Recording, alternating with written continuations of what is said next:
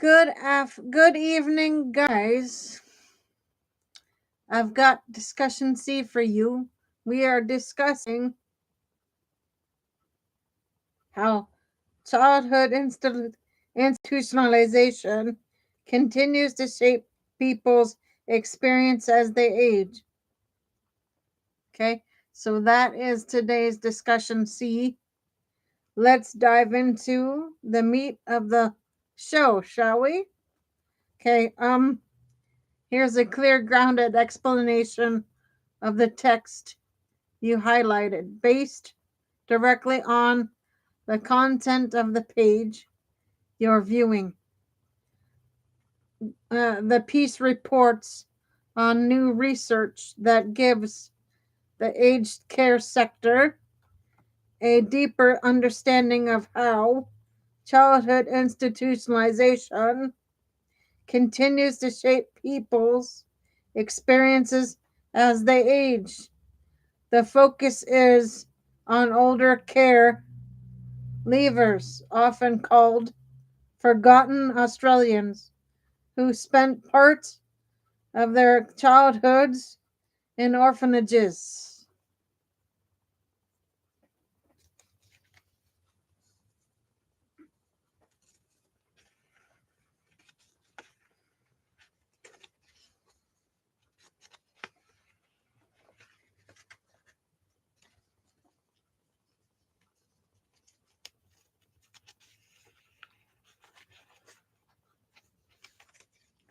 Guys, give me 1 second, please.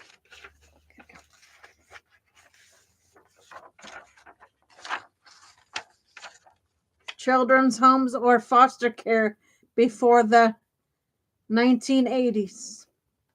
The study, led by the National Center for Healthy Aging with Monash University and Peninsula Health, draws on interviews with 24 older care leavers who their stories reveal a consistent theme. One of their greatest fears in later life is being reinstitutionalized. Why this fear matters. For people who grew up in institutional settings, entering residential aged care can feel like returning to the very environment where they once experienced loss of autonomy, neglect, or trauma.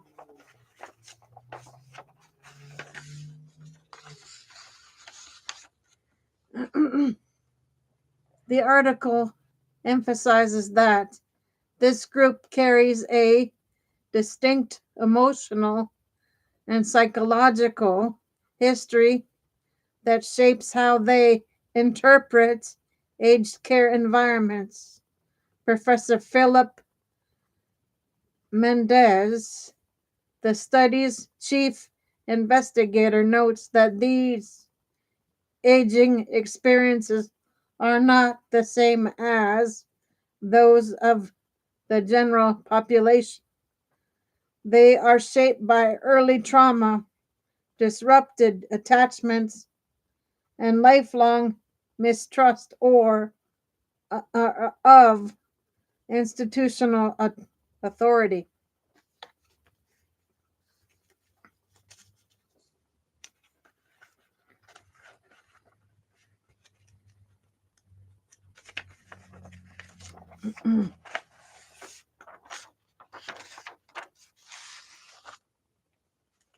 What the study recommends. The research calls for systematic changes in aged care, including recognizing older care leavers as a priority population.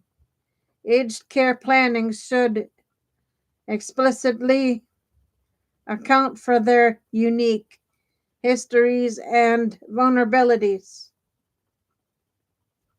2. Trauma-informed workforce training.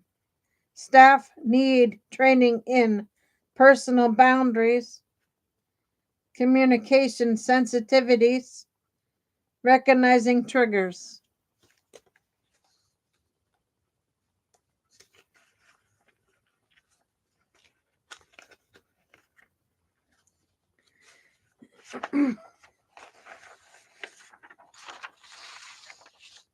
Understanding how routine care tasks may be misinterpreted by someone with institutional trauma.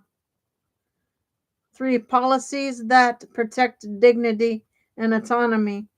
The goal is to prevent aged care settings from replicating the rigid,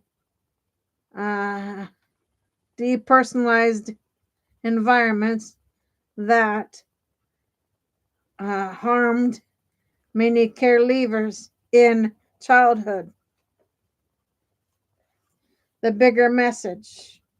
The article underscores that aged care isn't just about services, it's about memory, identity, and emotional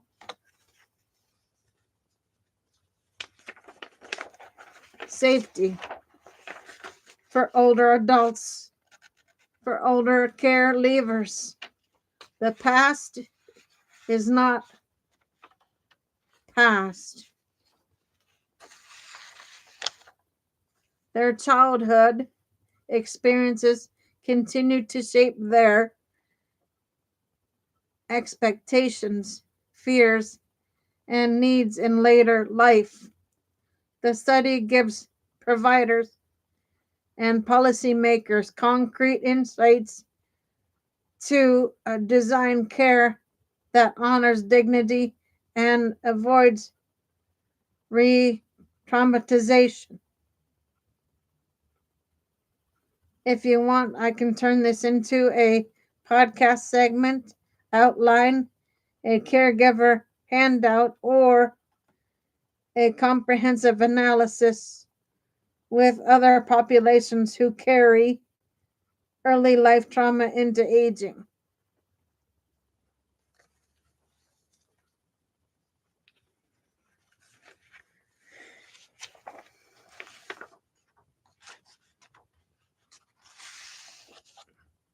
Okay, guys, here's the second half of the show. In-depth analysis of Australian aged care market based directly on the content of the page you're viewing. What the text means in the context of the page. On this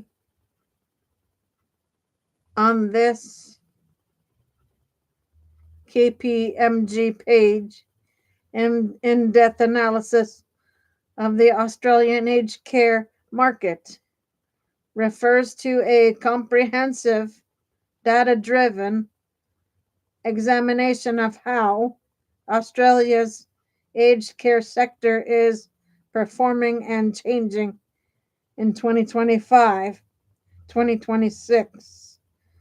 It's not a generic phase. It signals that the report goes far beyond surface level trends and instead maps out the financial, structural, and demographic forces reshaping both home care and residential aged care.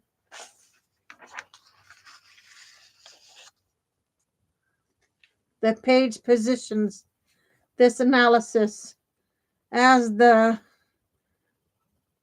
9th annual edition, meaning it's parts of a long-running effort to track the sector's evaluation over time. What the analysis actually covers. Based on the surrounding content, the in-depth analysis includes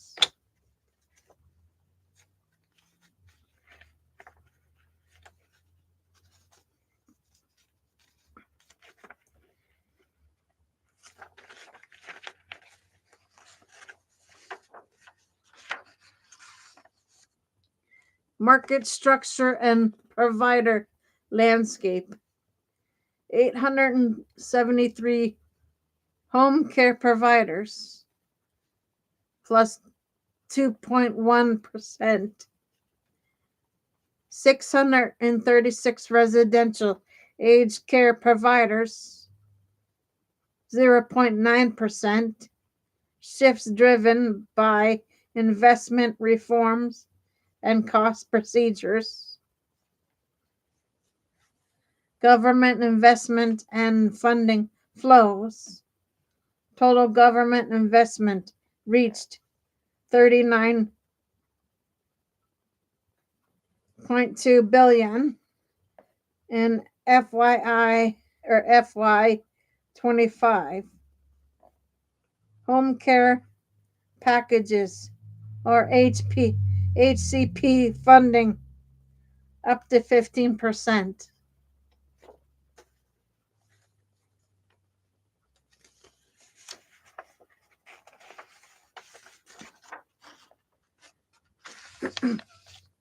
Residential aged care funding up to 12.8%. 3. Demand versus supply pressures. Demand for both home care and residential care continues to outpace supply. 41% increase in people waiting for a home care package at their approved level.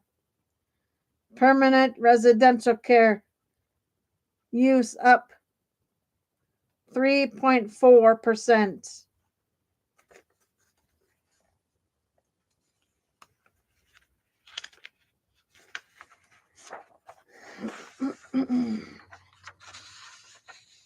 Consumer expectations and experience trends. Stronger preferences for personalized, technology-enabled, and home-based supports. Residential design shifting toward privacy, dementia-friendly layouts, and outdoor access. 5. Impact of upcoming reforms and support at home program launching November 2025 is expected to reshape the market by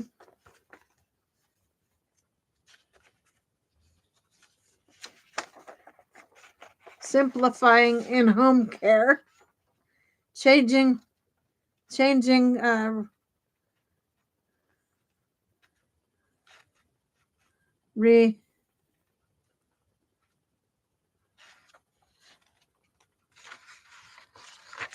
registration categories, requiring providers to reassess service mix and compliance.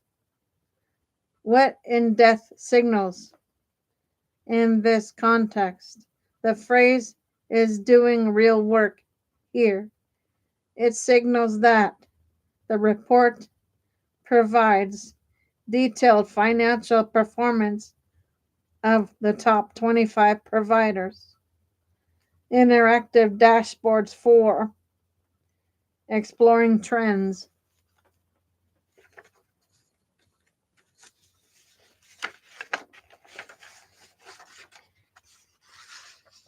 comprehensive insights across home care and residential care, forward-looking considerations.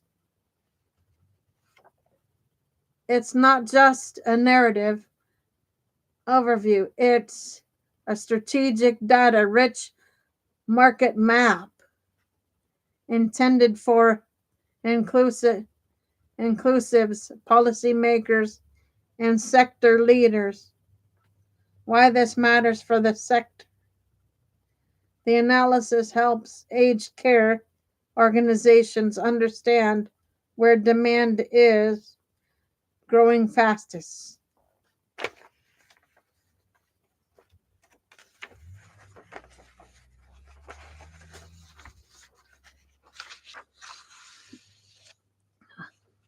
How funding is shifting, which providers are expanding or consolidating, how reforms will reshape business models, what consumers now expect from care environments.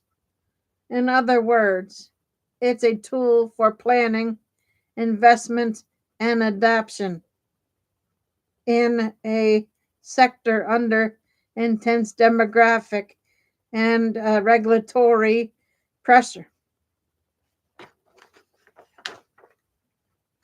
Okay, guys, that is your C for now. I will jump on after dinner for D, or like in a little bit for D. We'll see what I can do. For now, Gator Wellness. Take care, folks.